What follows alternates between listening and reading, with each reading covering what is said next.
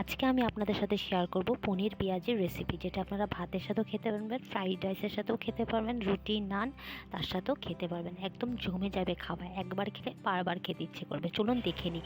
নমস্কার বন্ধুরা, পম্পি কুকিংয়ে সবাইকে স্বাগত জানাচ্ছি।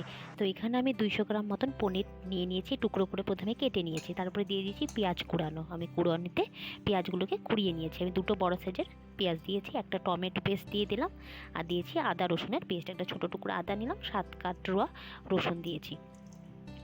দিয়ে এখন সবগুলোকে ভালো করে মিক্সড করে নেব। একটু দিয়ে দিলাম লবণ, তারপরে দিয়ে দেবো হলুদ গুঁড়ো পাউডার, তারপরে দিয়ে দেবো জিরে গুঁড়ো পাউডার। সব আপনারা পরিমাণ মতন দেবেন। আমি 2 চামচ জিরে গুঁড়ো পাউডার দিয়েছি, হলুদ 1 চামচ দিয়েছি, আর মিট মশলা দিচ্ছি। এটা কিন্তু আপনারা অবশ্যই দেবেন, না চাইলে মন না চাইলে দিয়েন না। আর একটু লাল কাশ্মীরি মির্চ দিয়েছি। দিয়ে এটাকে ম্যারিনেট করে রেখে দেবো 15 মিনিট মতন। তো ভালো করে আমি মেখে নিচ্ছি প্রথমেতে। তো আমি একদম কম তেলে কিন্তু রান্নাটা আপনাদের সাথে করব।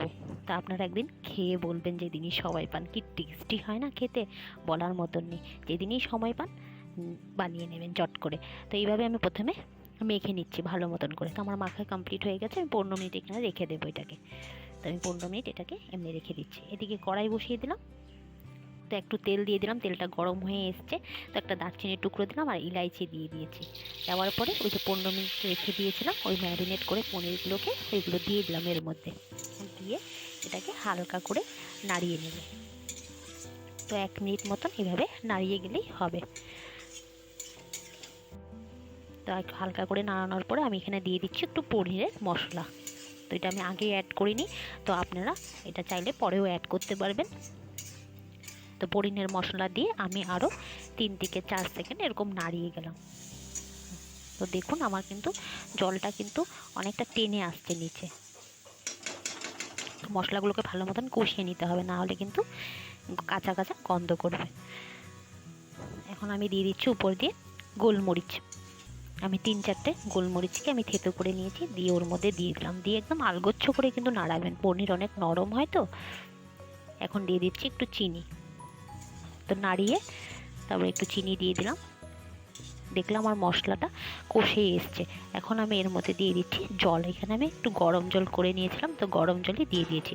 যে মশলা যে বাটিটার মধ্যে পনিরগুলো ছিল ওই বাটির মধ্যেই আমি একটু গরম জল করে দিয়ে দিলাম। দিয়ে 2 মিনিট মতন ফুটিয়ে লো ফ্লেমে উপর দিয়ে ধনেপাতা কুচি দিয়ে দিলাম। ব্যাস রেডি হয়ে গেল। আমার চ্যানেলের রেসিপিগুলো ভালো লেগে থাকলে লাইক শেয়ার সাবস্ক্রাইব করে দেবেন। এই রেসিপিটি কেমন লাগলো আমাকে কমেন্ট বক্সে লিখবেন।